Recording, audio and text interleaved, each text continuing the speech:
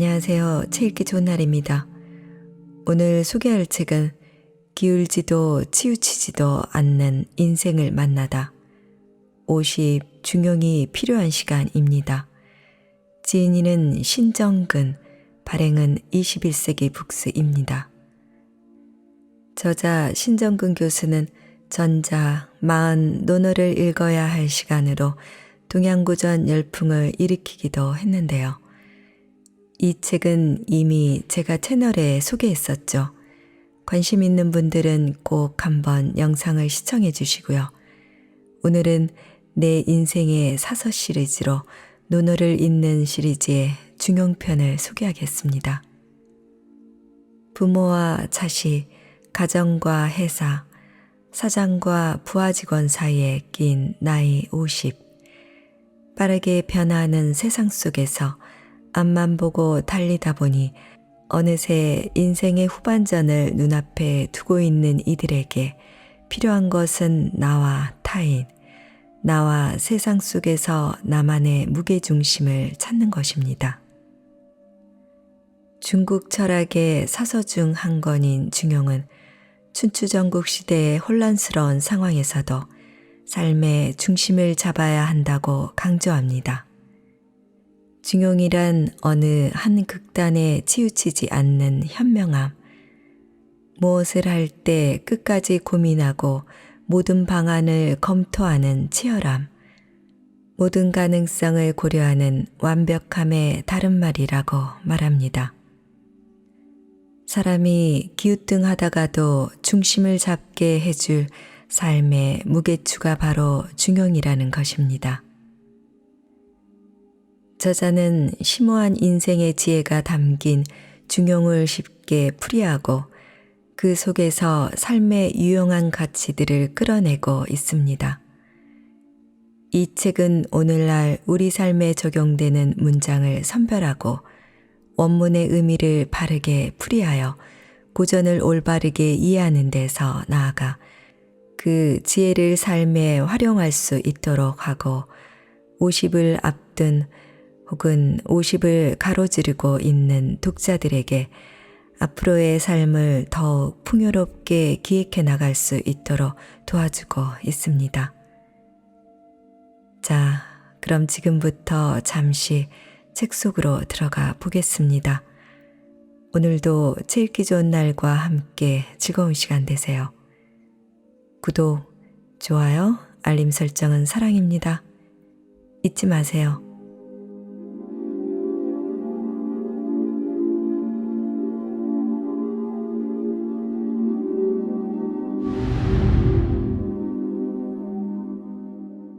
자만, 어리석으면서 무조건 제 고집을 피우다. 우호자용. 입문. 신학계 학교에 입학하거나 취업에 성공하여 첫 직장에 출근하는 사람에게 기분이 어떠냐고 물으면 다들 좋고 즐겁다고 말한다. 아울러 새로운 사람을 만나는 만큼 관계를 터가야 하는데 서로 맞지 않을까 걱정된다고 한다. 외국에 처음 나갈 때도 마찬가지로 걱정이 앞선다. 다른 나라 사람을 잘 모르는데 만나야 하니 걱정이 앞서게 된다. 이때 나라가 다르더라도 다 같은 사람이니 통하는 데가 있지 않겠느냐고 생각하면 상식을 신뢰하게 된다. 관계를 터가기에 마음이 편하다. 반면 내가 외국인이라고 속이지 않을까라고 생각하면 괜히 사람을 의심하게 된다. 의심이 많으면 관계를 넓히기가 여간해서 쉽지 않다. 후자의 경우라면 옆에서 아무리 좋은 말을 해도 자신이 믿는 대로 하겠다며 고집을 피우기 쉽다. 이렇게 되면 자신이 생각하는 대로만 생각하고 자신이 하고 싶은 대로만 하게 되니 외국에 있어도 자신의 나라에 있는 것과 다를 바가 없다. 사는 곳은 넓어졌지만 생각은 조금도 늘어나지 않은 셈이다. 오히려 자기식으로 생각하여 스스로 더 단단해졌을지언정 시야는 더 좁아진다. 승당. 공자가 말했다. 어리석으면서 자기 방식대로 하기를 좋아하고 보잘것없으면서도 자기 고집대로 끌고 가기를 좋아하고 현재의 시공간을 살면서 과거의 규율을 회복시키려고 한다. 이 같은 자는 재앙이 자신에게 미치리라. 입실. 우는 어리석다, 고지식하다, 바보라는 뜻이다. 호는 좋아하다는 뜻이다. 여기서 호는 마음이 기울어지거나 호의를 가지다는 뜻이 아니라 어떤 상황에 놓일 때마다 어떤 식으로 하다는 성향을 가리킨다. 사전의 풀이에는 없지만 이때 호는 고집을 피우다는 뜻에 가깝다. 자는 스스로를 뜻한다.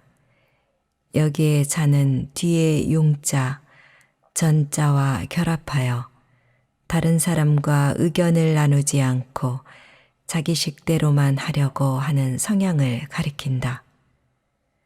저는 신분이 낮다는 뜻인데 여기서는 상대적으로 지위가 낮다는 문맥을 나타낸다. 저는 오로지 마음대로 하다, 독차지하다는 뜻이다. 반은 되돌리다, 뒤집다는 뜻이다. 재는 재앙, 불행을 뜻한다. 여언. 원래 이 구절은 공자가 자신의 시대를 어떻게 구원할 것인가 라는 문제 상황을 언급하는 내용이다. 고대 순임금과 주공은 특별한 지위에 올라 도를 실현할 수 있었지만 공자는 지위를 얻지 못하여 기량을 펼칠 수 없었다. 이에 조선 후기의 정약용은 중영 강의보에서 공자처럼 위태로운 나라에서 벼슬하고 어지러운 조정에 있으면서 자신의 이상만을 추진하려고 하면 어려운 상황을 맞이할 수 있다고 보았다. 반면 근대의 강류에 있는 중용주에서 옛날과 지금은 시대가 다르므로 오늘날 세상에서는 오늘의 이치를 운용해야지 과거의 제도를 답습하면 효과도 없을 뿐 아니라 재앙이 생긴다고 경고한다. 이처럼 두 사람은 우호자용의 맥락을 전혀 달리 풀이하고 있다. 이 구절을 공자가 처한 상황에만 한정시킬 필요는 없다. 누구라도 일을 하다 보면 혼자 할 수 없기에 주위 사람과 관계를 맺을 수밖에 없다. 이때 내가 무엇을 하려고 제안하면 주위 사람이 두 손을 들고 반기는 경우라면 더 말할 나위 없이 좋다. 이러한 조직에서 무슨 일을 한다면 과정 자체가 참으로 즐겁고 신날 것이다. 하지만 현실은 그렇지 않다. 내가 무슨 제안을 해도 곧이곧대로 듣기보다 왜곡하고 오해하기 쉽다. 심지어 정반대로 해석하는 경우도 있다. 사정이 이렇다 보니 내가 주위 사람을 설득하여 함께 같은 방향으로 나아가기가 정말로 어렵다. 이때 두 가지 유형이 나올 수 있다. 첫째, 진실형이다. 내가 하려는 것이 다른 어떤 목적 때문이 아니라 진실하다는 점을 강조한다. 이를 통해 처음에 반대하는 주위 사람을 하나씩 설득하여 함께 나아간다. 이때 나는 설득 과정을 낭비라 생각하지 않고 생각이 다른 사람을 합의에 도달하게 하려면 꼭 거쳐야 하는 절차로 생각한다. 둘째, 독불 장군형이다. 내가 하려는 것이 타당하고 옳기 때문에 설득 과정은 불필요할 뿐 아니라 시간 낭비라고 생각한다.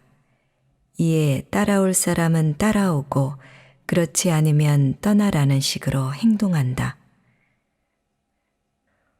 우호자용은 바로 독불장군 유형의 리더십을 말하고 있다.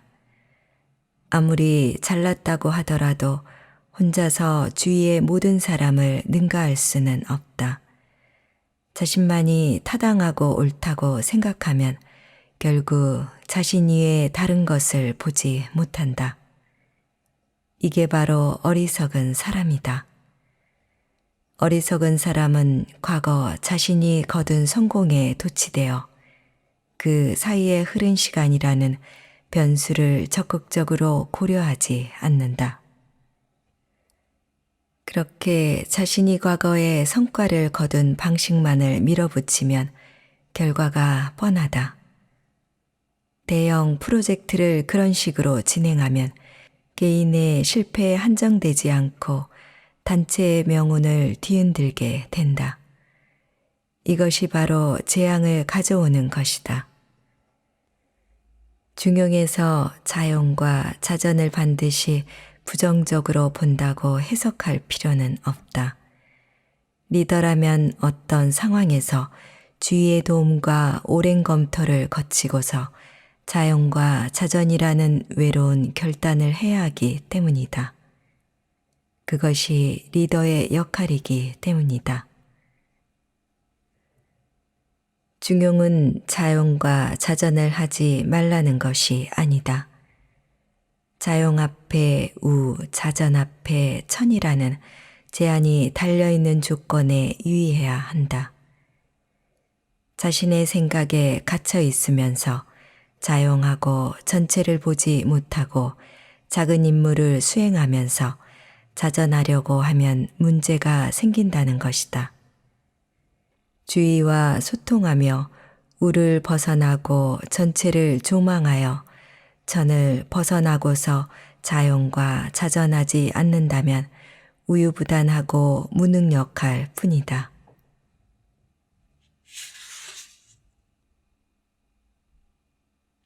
합체. 잠시라도 떨어질 수 없다. 불가유리. 인문. 잠시도 몸에서 떼어놓을 수 없는 게 뭐냐고 물으면 요즘 사람들은 거의 100% 스마트폰이라고 대답할 것이다. 스마트폰은 통화는 기본이고 문자, 사진, 인터넷, 쇼핑, 배달, 음악, 게임 등을 할 수 있다. 대학교 수업 시간에 스마트폰을 끄거나 사용하지 말라고 하면 웅성거린다. 젊은 세대는 스마트폰을 사용하는 것을 옷 입고 밥 먹는 것처럼 필수적인 활동이라고 생각하기 때문이다. 스마트폰이 눈에 보이지 않으면 찾으려고 하고 주위 사람들에게 보지 못했느냐고 물어본다. 좋고 필요하니까 몸에서 잠시라도 떨어질 수 없다.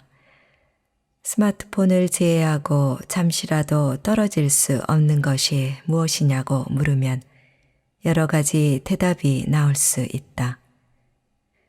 갓 연애를 시작하여 두 사람 사이가 한참 달달하면 애인이라고 대답할 것이고 돈을 모아 새 차를 뽑았다면 차라고 대답할 것이고 막 아이가 태어났다면 아이라고 대답할 것이다.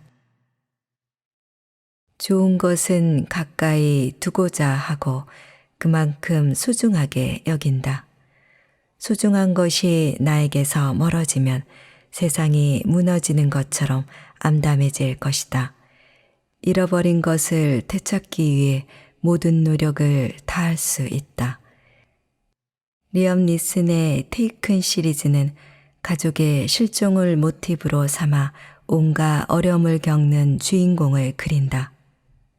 관객은 주인공이 겪는 과정을 어려움이라고 하겠지만 주인공은 아버지로서 당연히 해야 할 일을 하는 것이다.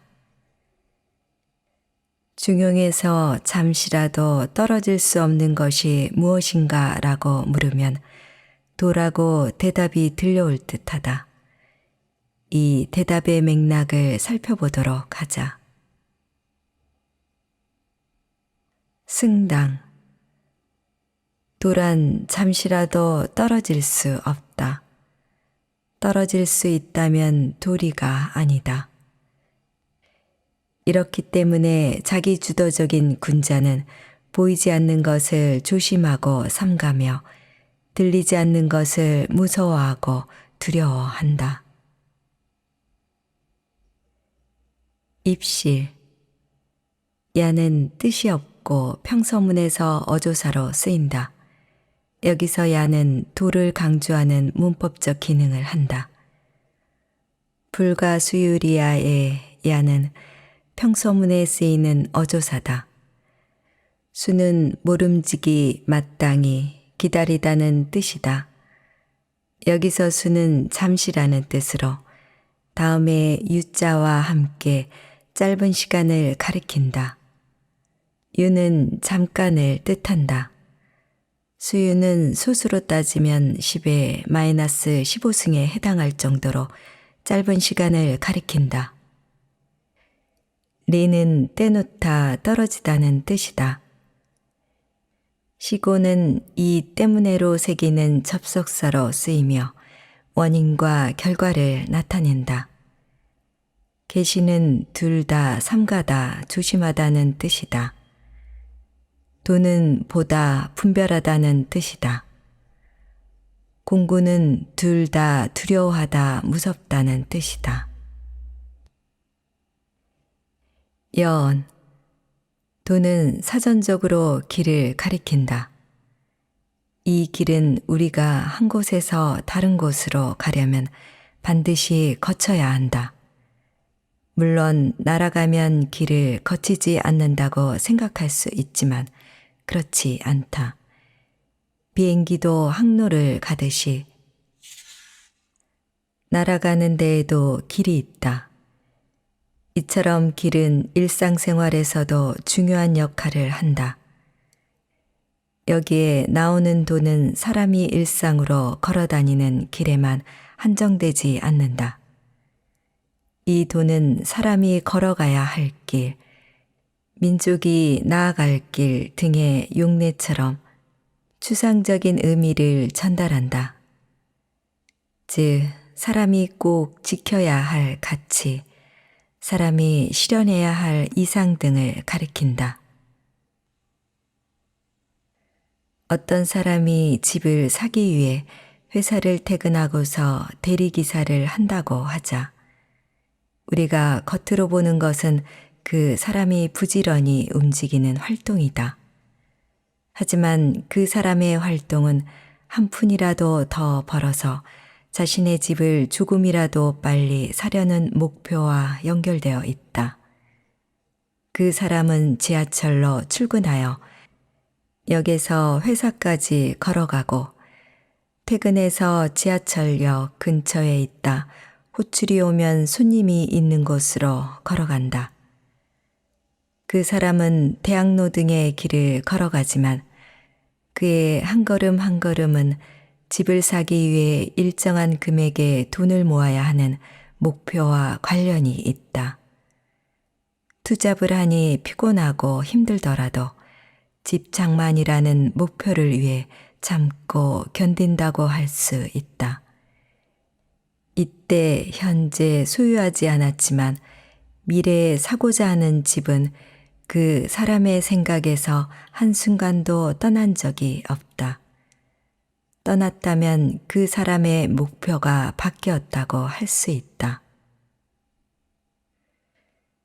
중용에서는 집과 같은 세속적 목표 이외에 어떻게 살려고 하느냐는 가치의 맥락에서 질문을 던지고 있다. 이에 중용에서는 사람이 도를 잠시라도 떠나서는 안 된다고 말한다. 중용에서는 그 도가 무엇을 가리키는지 자세하게 말하고 있지 않다. 맹자의 주장을 빌린다면 도는 사랑과 연대의 인, 도리와 정의의 의, 문화와 예절의 예, 시비 판단과 지혜의 지라고 할 수 있다. 사람이 이 네 가지 덕목에서 잠깐 조금이라도 벗어나지 않도록 하라고 요구한다. 부모가 집에 와보니 아이가 없다면 버선발로 아이를 찾아 나선다. 부모의 이러한 행동은 아이의 건강과 안전을 바라는 사랑에서 기인한다고 할 수 있다. 또 시민은 정부의 정책이나 지방자치단체의 행사가 적정한지 논쟁을 벌이는데 이는 국민의 세금을 제대로 쓰는지를 따져보는 지혜와 관련이 있다. 중용은 사람의 삶이 인의의 지와 도와 늘 긴밀하게 연결되어 있다는 점을 일깨워주고 있다. 하지만 사람은 자신이 하는 언행을 누가 보지 않거나 자신이 내는 소리를 누가 듣지 않는다면 인의의 지의 도와 어긋나게 행동할 수 있다. 봄철 산에 갔을 때 예쁜 꽃을 보고 꺾어 집의 화병에 꽂으려고 할 수 있다. 남에게 피해를 주지 않으니 문제가 되지 않는다고 생각하기 때문이다. 이는 누가 보지 않는다고 하여 제 마음대로 하는 행동이다. 여럿이 몰래 이렇게 하면 산의 아름다움이 줄어들 수 있다. 중용에 따르면 이는 인의의 지의 도에 맞지 않는다. 또 사람이 자신의 언행이 보이지도 들리지도 않는다고 생각하면 도를 벗어나 잘못을 할 일탈의 가능성이 그만큼 높다는 점을 경고하고 있다.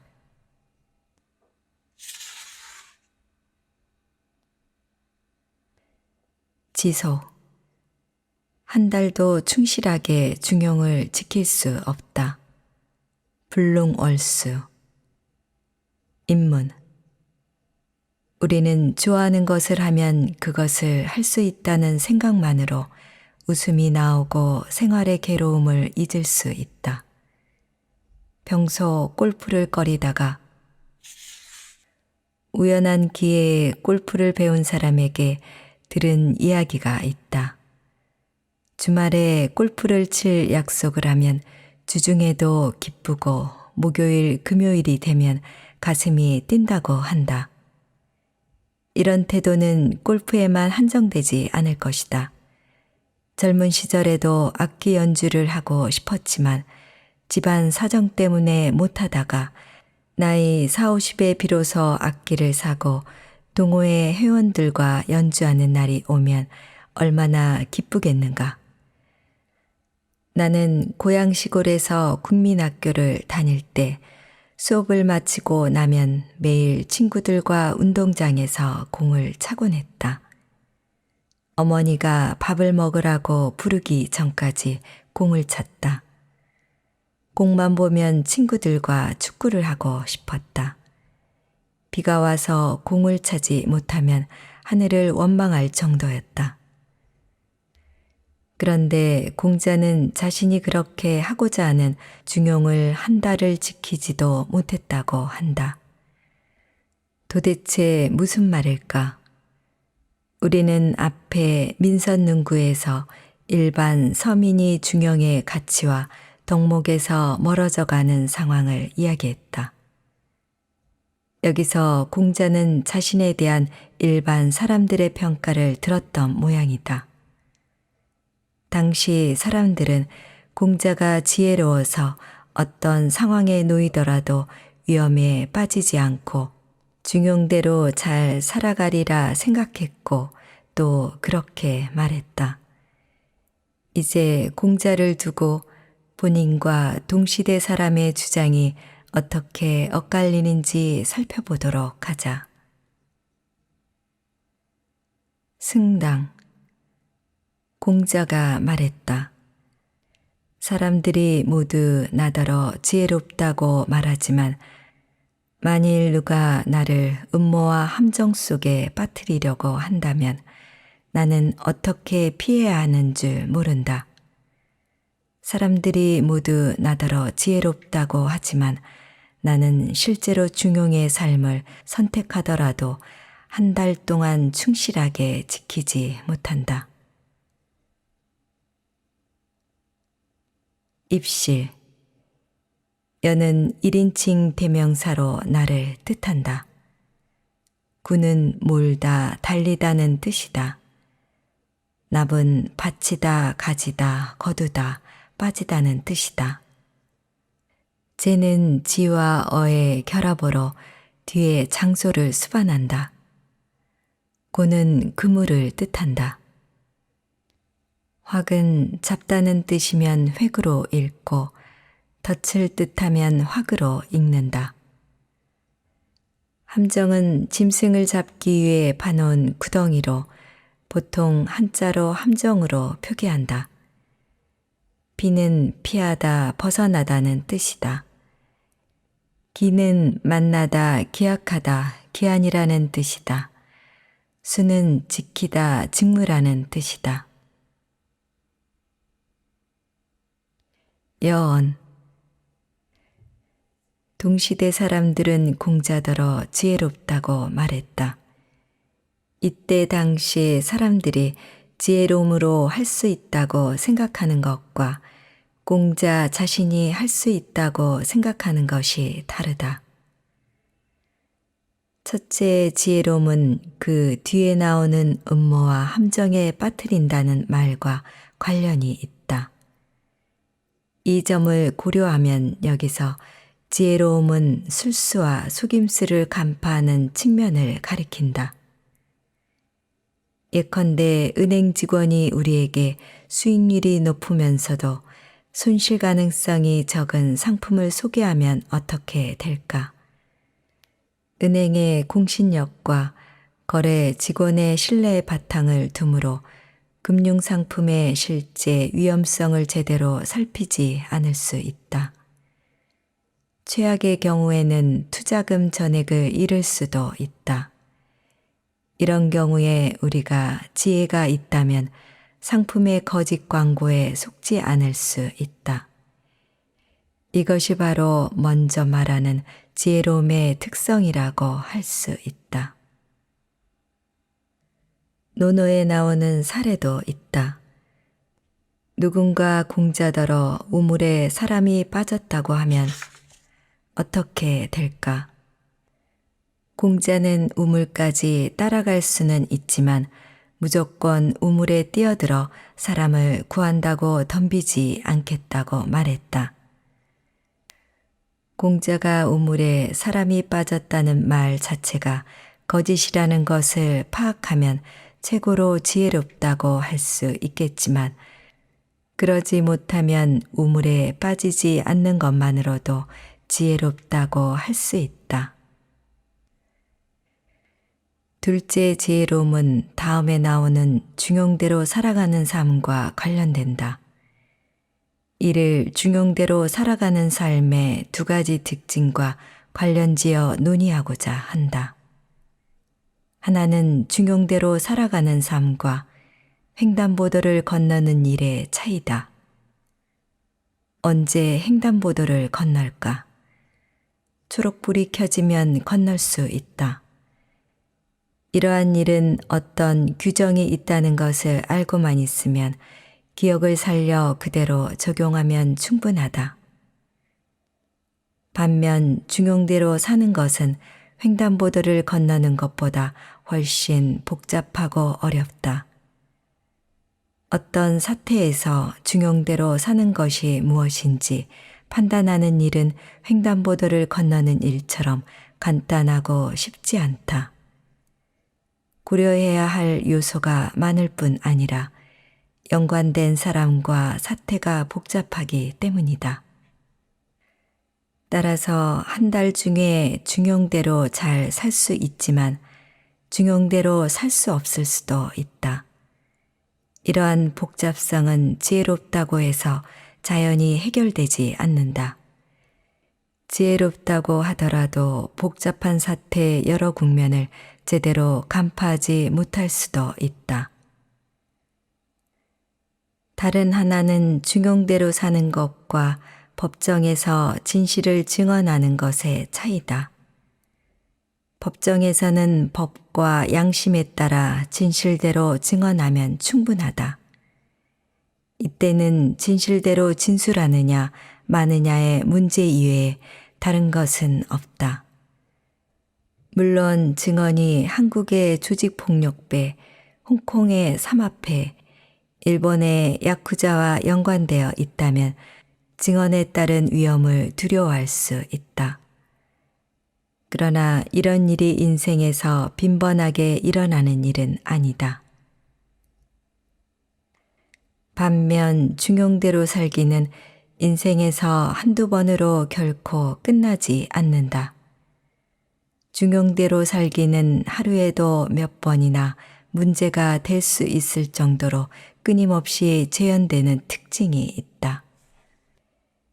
이것이 바로 반복된 행위로 특정한 성향을 만들어내는 덕목의 문제이기 때문이다. 덕목은 다시 돌아올 수 없는 불가역적 수준에 오르지 않는 한 잘하고 못하고를 결정할 수 없다. 이 때문에 공자는 지혜롭다고 하더라도 한 달을 지속할 수 없다고 솔직하게 수려하고 있다.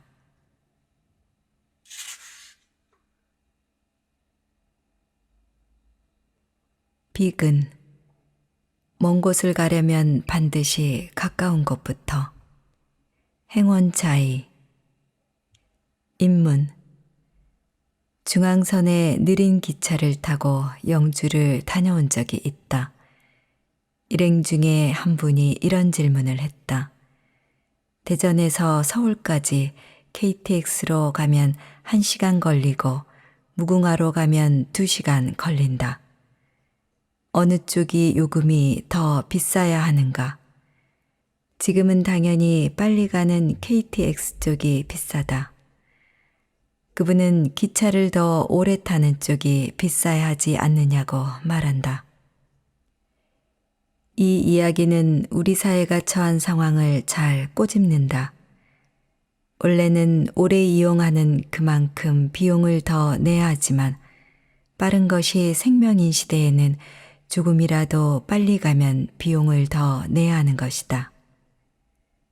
아니나 다를까 교통수단이 목적지에 도달하는 시간이 점점 빨라지고 있다. 하루가 걸리던 곳이 반나절로 줄어들고 반나절 걸리던 것이 2시간 전으로 줄어들고 있다. 우리나라를 일일 생활권이라고 부른 게 얼마 되지 않았는데 이제 반나절 생활권이 된 것이다. 이렇게 공간이 압축되면서 심리적 거리가 점점 가까워지고 오가는 시간도 짧아지고 있다. 천리길도 한 걸음부터라는 고전적인 이야기는 철진한 가요의 테이프처럼 들린다. 천리길을 왜 걸어가야 하느냐라는 반문이 자연스레 나오는 시대가 되었으니까.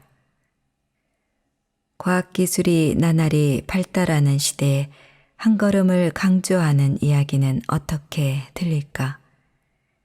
중용에서는 여전히 유효하다고 본다. 중용 속으로 성큼 들어가 보자. 승당 자기주도적인 군자의 도리는 비유하자면 먼 곳을 가려면 반드시 가까운 곳부터 시작하고 높은 곳을 오르려면 반드시 낮은 곳부터 시작하는 것과 닮았다. 입실 벽은 실제로 비유하다는 비의 뜻이다. 비어는 A는 비유하자면 B와 닮았다는 구문으로 많이 쓰인다. 원은 멀다, 아득하다는 뜻이다. 행원은 가다와 멀다가 합쳐져서 멀리 가다는 뜻을 나타낸다. 이는 원과 반대로 가깝다, 가까이 하다는 뜻이다. 고는 높다는 뜻이다. 비는 고와 반대로 낮다, 천하다는 뜻이다. 연, 같은 이야기라도 시대에 따라 다르게 읽힌다. 예컨대 기회를 놓치지 말라는 의미에서 버스 지나간 뒤에 손들어봐야 소용없다고 말하지만 요즘에는 버스 지나가면 택시 타고 가라고 한다. 젊은 시절에 고생하면 많은 교훈을 얻는다는 점에서 젊어서 고생은 사서도 한다고 말하지만 요즘에는 젊어서 고생은 늙어서 신경통에 걸린다고 꼬집는다. 한 푼 두 푼 모으면 나중에 좋은 날이 온다는 희망을 노래하면서 고생 끝에 낙이 온다고 말하지만 요즘에는 고생 끝에 병든다고 한다. 모든 게 부족하던 시절에는 열정과 노력을 강조했지만 모든 게 풍족한 시절이 되자 계산과 효율을 따지게 된 것이다. 이런 측면에서 보면 먼 곳을 가려면 가까운 곳부터 시작하고 높은 곳을 오르려면 낮은 곳부터 시작한다는 말은 어떻게 읽힐까? 시대가 달라졌으니 그 의미가 다르게 읽힐 수 있을까? 아니면 시대가 달라지더라도 기본을 강조하는 이야기는 그 나름의 생명력이 있을까? 어느 하나가 아니라 두 가지 측면에서 동시에 검토할 만하다. 비행기가 하늘을 날고 우주선이 달에 가는 시대라면 먼 곳은 가까운 곳부터 시작하고 높은 곳은 낮은 곳부터 시작한다는 이야기는 그 의의가 줄어들 수밖에 없다. 먼 곳과 높은 곳은 조금씩 나아가서 이르는 것이 아니라 한 걸음에 훌쩍 날아서 갈 수 있다. 한 걸음에 먼 곳과 높은 곳을 갈 수 있는데 자꾸 천리길도 한 걸음부터라고 말하면 강조점을 잘못 짚은 셈이다. 어떻게 하면 더 빨리 갈 수 있느냐에 초점을 두어야 한다. 한 걸음씩 차근차근 나아가야 한다고 하면 가지 말라는 이야기로 읽히게 된다. 하지만 우주선으로 달나라에도 가고 화성에도 가는 시대에 걷기 열풍을 어떻게 이해해야 할까? 사람들은 40여일에 걸쳐서 800km가 넘는 스페인의 산티아고 순례길을 걷는다. 국내에서도 제주도 올레길처럼 지방자치단체마다 걷는 길을 만들어 홍보의 열을 올리고 있다. 날아다니는 시대에 걷기 열풍이 불고 있는 것이다. 사람은 과학기술의 혜택으로 멀고 높은 곳을 순식간에 이동할 수 있게 되었다. 공간은 이제 더는 사람을 구속하는 조건이 되지 못하고 있다. 공간을 빠른 속도로 가로지르게 되었다. 나는 비용을 지불하기만 하면 그러한 혜택을 살 수 있다. 하지만 인간은 이러한 빠른 속도가 주는 혜택을 누리면서 자신이 점점 소외되는 느낌을 받는다. 내가 직접 무엇을 해서 먼 곳과 높은 곳으로 빠르게 이동하지 않는다.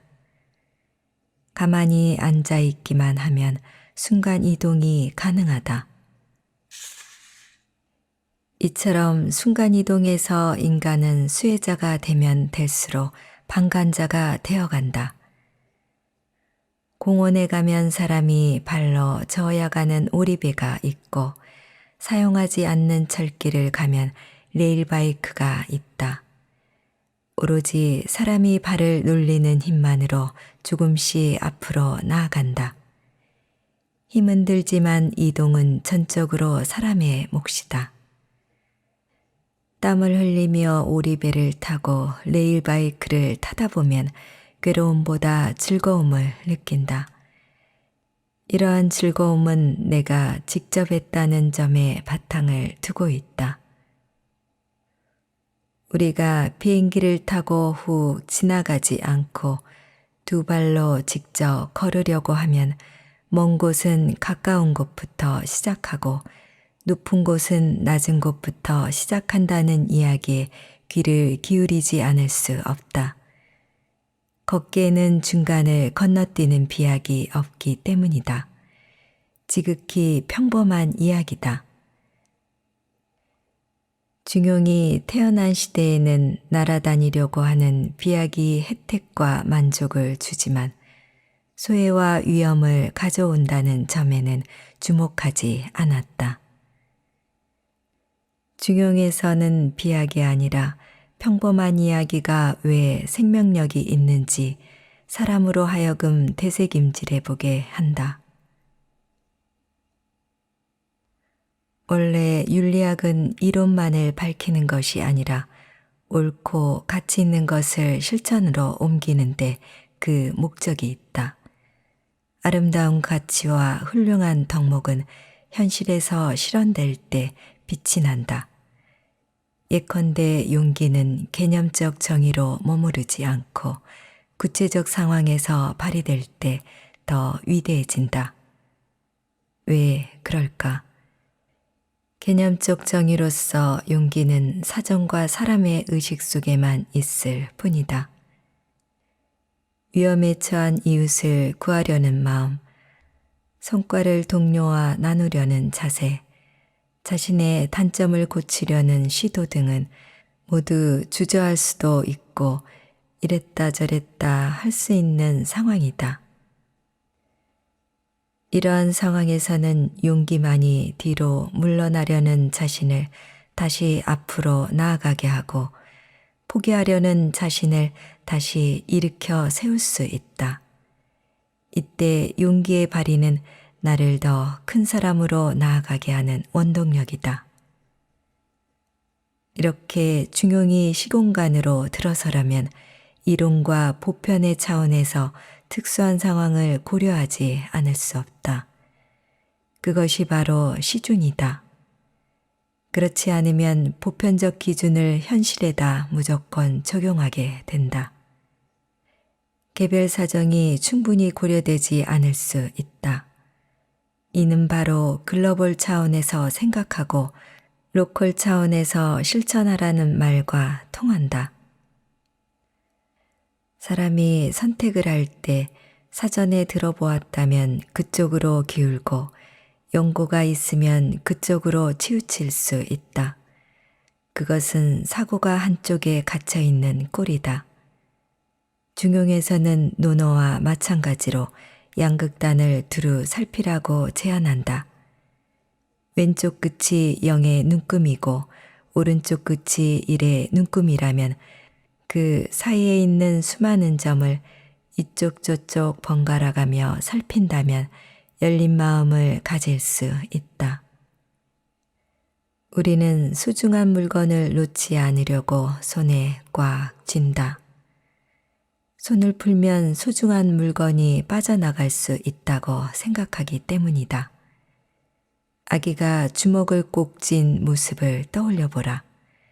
아이라도 쥐는 힘이 강해서 쉽게 풀지 않는다. 소중한 것을 지키는 방법이 손에 꼭 쥐는 것만 있는 것은 아니다.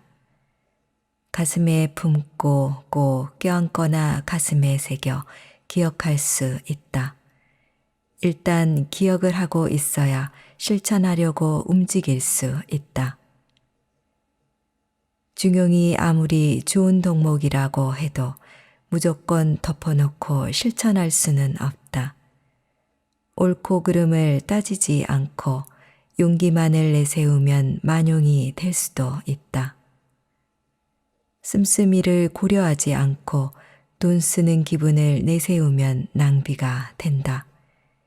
이처럼 상황에 필요한 덕목을 이해하고 실천하려면 카더라 통신이 아니라 증거가 분명해야 한다.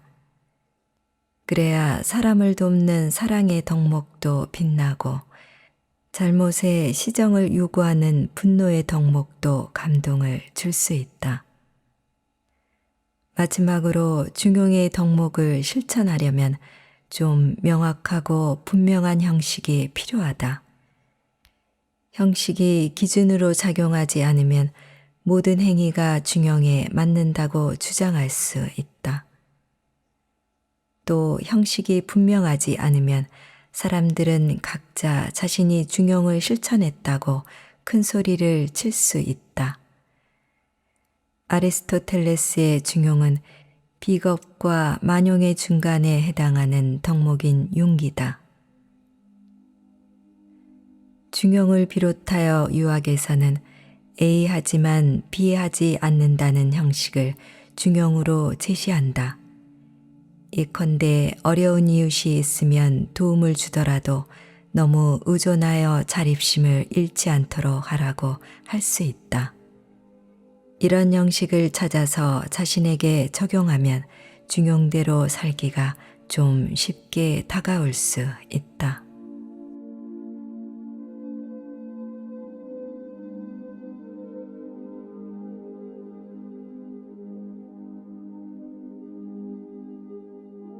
책 읽기 좋은 날 오늘은 50 중용이 필요한 시간을 보내드렸습니다. 감사합니다.